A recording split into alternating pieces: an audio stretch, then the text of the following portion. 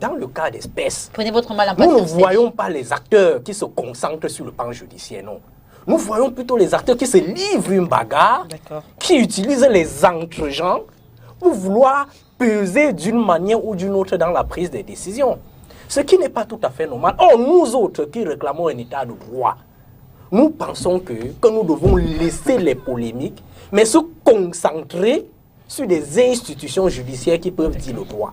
Dans le cas de la FECAFOOT, par exemple, vous allez vous rendre compte que les gens sont au-delà de toute norme juridique. Je voudrais inviter les Camerounais, aujourd'hui, de s'éloigner rapidement de cette affaire. Vous comprenez? Parce qu'en réalité, au-delà de l'enjeu sportif que nous voyons là, il y a également un enjeu économique. Mais sauf que cet enjeu économique n'a pas un impact réel sur la vie des Camerounais. Je veux vous dire quelque chose de très surprenant. Regardez, même si le football, même si le football est le non, écoutez, honorable. Le Brésil aujourd'hui a 21 participations au mondial. Peut-être que c'est la seule équipe qui n'a loupé aucune Coupe du Monde. Je dis bien peut-être. Une participation mondiale vaut environ 6 à 7 milliards de francs CFA. Mais allez au Brésil, demandez à tous les présidents brésiliens qui se sont succédés quelle est la portion, une tronçon de route ou un point d'eau qui a été conçu suite aux retombées du football. Ils ne vous le diront pas.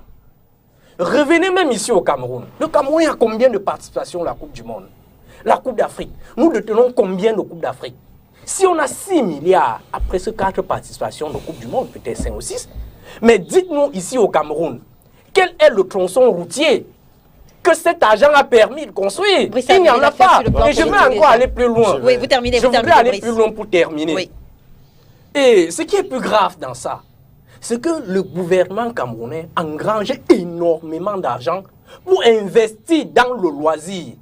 Par contre, lorsque vous voyez certains États, comme le Maroc, comme la Guinée équatoriale, ou alors même le Qatar aujourd'hui, qui va organiser la Coupe du Monde dans quelques mois, vous vous rendez compte que ce sont des pays qui ont mis du temps pour construire les infrastructures génératrices de revenus.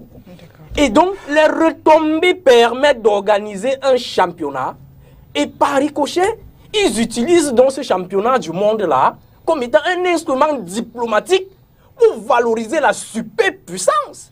Ce qui n'est pas le cas du Cameroun. D'accord. Ça veut dire qu'en réalité, nous avons affaire à une mauvaise gouvernance. Nous avons affaire à une mauvaise gouvernance qui engraine le football et qui permet aux uns et aux autres de s'éloigner de l'objectif. Merci Brice. Ça arrange les gens comme Samuel, parce qu'en réalité, on veut à tout prix laisser les affaires de Covid-19, laisser les détournements liés aux différents cas pour se concentrer sur une affaire de FECAFOOT qui ne nous donne absolument rien.